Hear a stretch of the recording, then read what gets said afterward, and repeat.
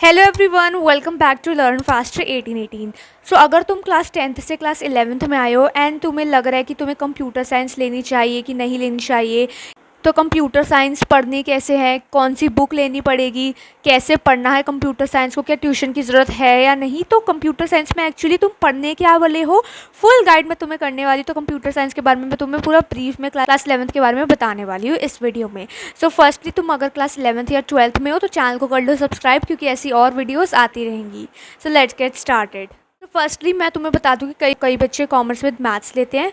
जो मैथ्स नहीं लेना चाहते तो कॉमर्स विदाउट मैथ्स ले लेते हैं और एज अ सब्जेक्ट सीएस ले लेते हैं, या फिर वो एक एज एडिशनल सब्जेक्ट भी ले लेते हैं कि मैथ्स भी पढ़ रहे हो और साथ में कंप्यूटर साइंस भी ले लेते हैं।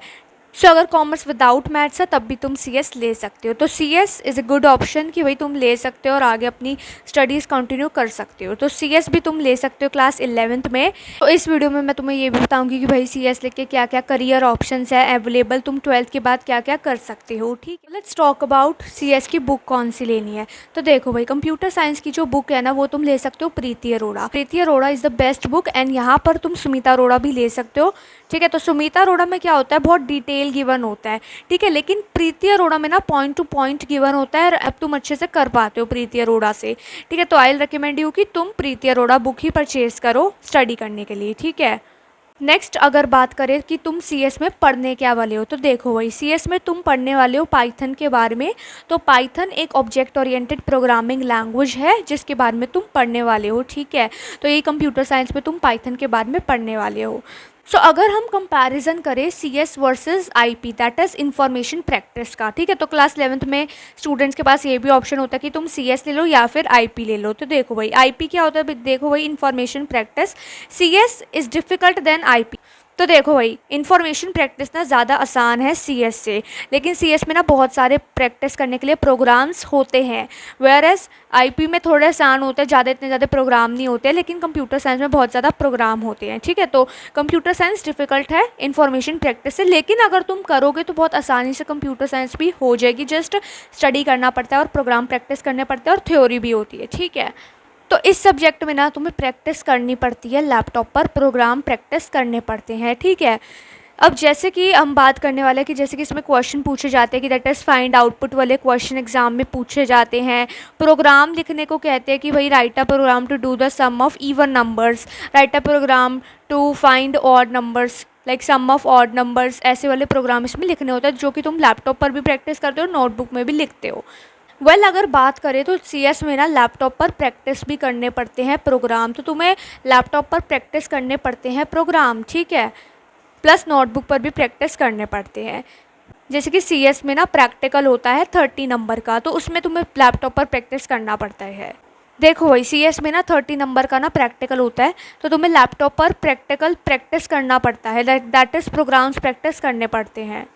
तो अगर मैं बात करूँ, देखो भाई 11th क्लास की सीएस ना बहुत ज़्यादा आसान है। 11th में ना बेस स्ट्रॉन्ग कर लो सीएस में, ताकि तुम्हें 12th में आगे जाके मुश्किल ना आए। तुम्हें 12th क्लास में डिफ़िकल्टी ना आए तो 11th का ये अच्छे से बेस स्ट्रॉन्ग करके चलना साथ के साथ। अब यहाँ पे बात करी जाए कि क्लास 11th में सीएस के लिए ट्यूशन्स की ज़रूरत पड़ेगी या नहीं, तो देखो भाई ये तुम्हारे ऊपर डिपेंड करता है कि तुम ट्यूशन की हेल्प से पढ़ोगे या बिना ट्यूशन की हेल्प से। वैसे मैं बताऊँ तो ट्यूशन लगा लो, तुम्हें ज़्यादा आसानी होगी। ऑनलाइन प्लेटफॉर्म्स जैसे कि यूट्यूब पर भी वीडियोज़ अवेलेबल होती है, तो तुम यूट्यूब से भी पढ़ सकते हो। ठीक है, अगर यूट्यूब से नहीं पढ़ना चाहते हो तो देखो भाई स्कूल से आए घर पर आके ना रिवाइज़ कर लिया करो जो टीचर ने पढ़ाया। ठीक है, वैसे ही 11th क्लास में तो जुलाई में ही बर्डन पड़ जाता है कि लाइक तुम्हारे जून में समर वेकेशंस होंगी, तो फिर जुलाई में ही तुम्हारे ऊपर एकदम से बर्डन पड़ जाएगा, क्योंकि सिलेबस ना स्कूल वाले बहुत फास्ट भगाते हैं जुलाई के टाइम पर। ठीक है, नाउ अगर हम बात करें तो सीएस ना इतनी भी मुश्किल नहीं है, आसान है। अगर करोगे पढ़ोगे तो हो जाएगी, कोई डिफ़िकल्टी नहीं आएगी, बस तुम्हें पढ़ना पड़ेगा। जैसे कि मैंने तुम्हें पहले ही बता दिया कि जो क्लास 11th की जो सीएस है वो पूरी पाइथन पे बेस्ड है। क्लास 12 में आओगे तो माई एसक्यूएल वगैरह भी साथ में आ जाएगा क्लास 12th में, लेकिन क्लास 11th में माई एसक्यूएल वगैरह नहीं है, वो क्लास 12th में है। तो पूरी क्लास 11th में तुम पाइथन के बारे में पढ़ने वाले हो, that is string, list, tuple etcetera. तो पाइथन बेसिकली एक लैंग्वेज है जिसके बारे में तुम पढ़ने वाले हो। तो अगर हम बात करते हैं बेटे सीएस में ना दो चीज़ें हैं, थ्योरी प्लस प्रैक्टिकल। ठीक है, तो इसमें थ्योरी भी है प्रैक्टिकल भी है। तो अब भाई ध्यान से सुनो, तो अगर हम एग्ज़ाम की बात करें तो देखो भाई, जो तुम्हारा स्कूल का पेपर होता है ना वो 70 मार्क्स का होता है, नॉट 80 मार्क्स। अकाउंट्स का 80 मार्क्स का होता है, बीएसटी का 80 मार्क्स का होता है, लेकिन जो 70 मार्क्स का पेपर होता है ना वो सीएस का होता है 70 मार्क्स का पेपर, नॉट 80 मार्क्स, ठीक है। तो ये बात ध्यान में रख के चलना, इस पर 80 नंबर का पेपर नहीं होता, इसमें 70 नंबर का पेपर होता है। प्लस यहाँ पे 30 नंबर का प्रैक्टिकल भी होता है, जो लैपटॉप में तुम्हें टीचर के सामने परफॉर्म करके दिखाना होता है, तो तुम्हें लैपटॉप पर प्रैक्टिस करने पड़ेंगे प्रोग्राम इसके लिए। तो 30 नंबर का अलग से प्रैक्टिकल होता है। तो देखो भाई, अब तुम क्लास 11th में आ चुके हो और 12th में अब तुमने जाना है। तो देखो भाई, 11th और 12th में ना कंप्यूटर साइंस में ना तुम्हें भाई प्रैक्टिकल फ़ाइल भी मिलती है, प्रोजेक्ट फ़ाइल भी मिलती है, और जो तुम्हें बनानी होती है प्रोजेक्ट फ़ाइल भी मिलेगी, प्रैक्टिकल फ़ाइल भी मिलेगी। प्रैक्टिकल फ़ाइल में बेसिकली प्रोग्राम करने होते हैं, ठीक है। तो अब यहाँ पे देखो, सीएस में ना थ्योरी में अलग से पास होना होता है और प्रैक्टिकल में अलग से पास होना होता है, ठीक है। तो यहाँ पे ये ध्यान में रखते हुए चलना।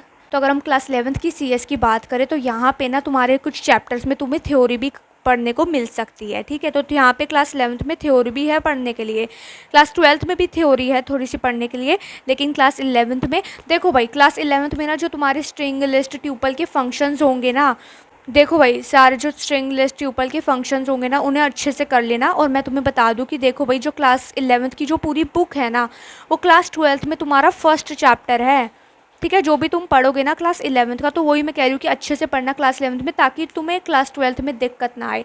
तो देखो भाई, क्लास 11th में लगभग 11 चैप्टर हैं, ठीक है। तो अब ये पूरे चैप्टर कंबाइन करके ना तुम्हारा एक फ़र्स्ट चैप्टर बनता है क्लास 12th में, तो वही फर्स्ट चैप्टर है तुम्हारा।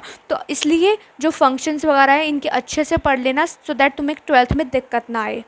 जैसे कि मैंने तुम्हें पहले ही बता दिया कि क्लास 11th और 12th में कंप्यूटर साइंस में प्रोजेक्ट फ़ाइल मिलती है, प्रैक्टिकल फ़ाइल मिलती है जो तुम्हें बनानी पड़ती है। लैपटॉप पर प्रैक्टिस करोगे अगर अच्छे से प्रोग्राम तो हो जाएंगे, ठीक है। तो यहाँ पे 30 मार्क्स का अलग से प्रैक्टिकल भी होता है।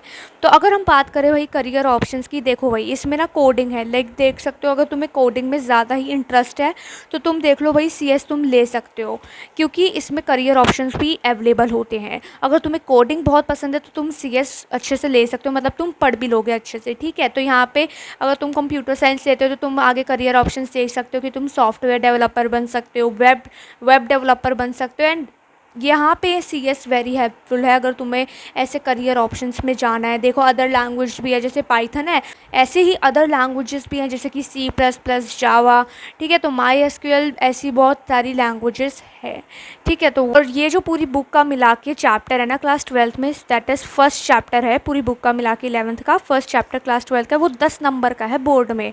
तो वो 10 मार्क्स का बोर्ड के पेपर में चैप्टर आता है। तुम देख सकते हो कि भाई क्लास 11th में तुमने अच्छे से अपना बेस स्ट्रॉन्ग कर लेना है। अगर मैं प्रोग्राम्स की बात करूँ ना, तो यहाँ पे जो प्रोग्राम्स होते हैं ना इसमें तुम्हें लॉजिक यूज़ करना पड़ता है, ठीक है। तो प्रोग्राम्स चलाने के लिए भी इसमें लॉजिक लगता है। तो अगर तुम प्रैक्टिस करते जाओगे तुम्हारे अंदर वैसा ही लॉजिक आता रहेगा और तुम प्रोग्राम अपने आप से भी बना पाओगे, ठीक है। इस वीडियो में इतना ही। अगर तुम्हें ये वीडियो अच्छी लगी हो, इसमें तुम्हें नॉलेज मिली हो, तो वीडियो को लाइक कर देना, प्लस चैनल को भी सब्सक्राइब कर देना अगर तुम क्लास 11th या 12th में हो।